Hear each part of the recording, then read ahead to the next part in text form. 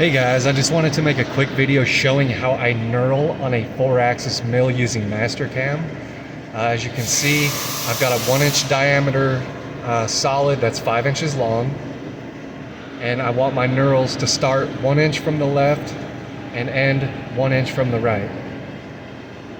So what you do is I draw a line and then I offset it whatever the circumference of the diameter I'm knurling on is. In this case, it's 1 inch, which is 3.1416 or something like that. Let me see.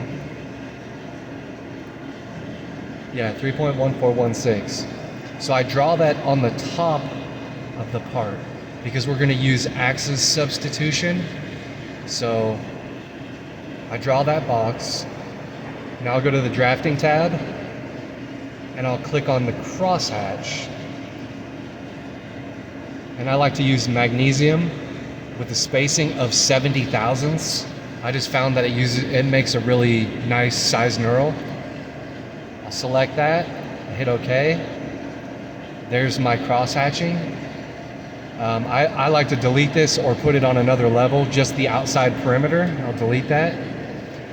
While I'm still in the drafting tab, I'll go to break into lines, and I'll break those drafting lines into wireframe. So now we have 2D wireframe that we can toolpath. So I've got a 4-axis VMC loaded. I've got my stock set up. So I'm going to go to toolpath, contour. Now you can select these however you want and it'll follow. So you can select these one at a time and have it go however you want. But for this demonstration, I'm just going to select the entire thing with a chain, and then I'm going to click here. Okay, so now we've got that.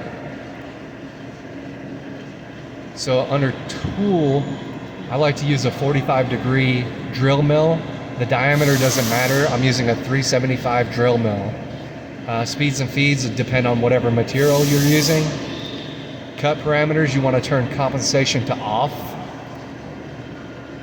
Depth cuts, I like to use depth cuts, 0.01 with a finish of 5. On aluminum, you can run this really fast, like 200 inches a minute. You want to turn your lead in and your lead out off. Turn your multi-passes off. And for linking parameters, I put my top of stock to 0 on absolute. And then my depth, whatever I want my knurl depth to be, which I found minus 0.03, 30 thousandths deep. Make some pretty good ones. Now we're going to go down to axis, rotary axis control.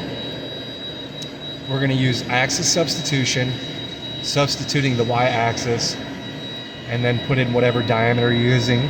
1.0 is for what we're using today, and hit OK. And now you see it's generated this toolpath. So now I can simulate that.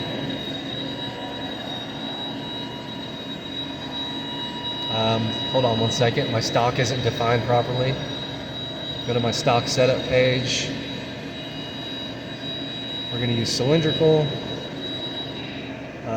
all shown, enter. Now we should be able to simulate this. There we go. So here's my tool cutting the knurling.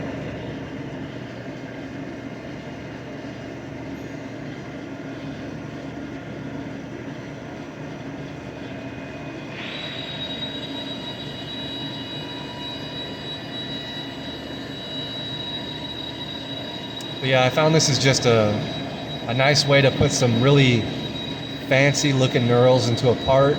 Our lathe guys like to do it. Here's an example.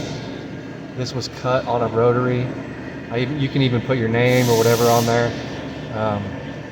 This makes some really nice fancy knurls. It looks like it missed one of my lines there, but that's okay. We'll go back to our geometry, and then we'll just click add.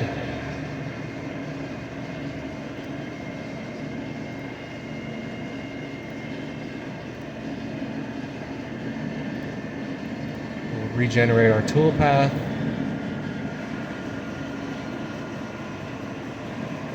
speed it up.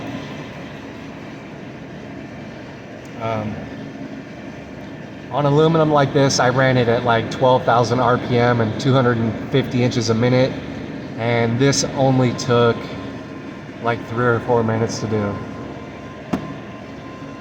But there we go. So that's what your knurls will look like. Pretty cool. I just thought I'd share it because a lot of people were like, how'd you do that? So now you know. Thanks for watching. Bye.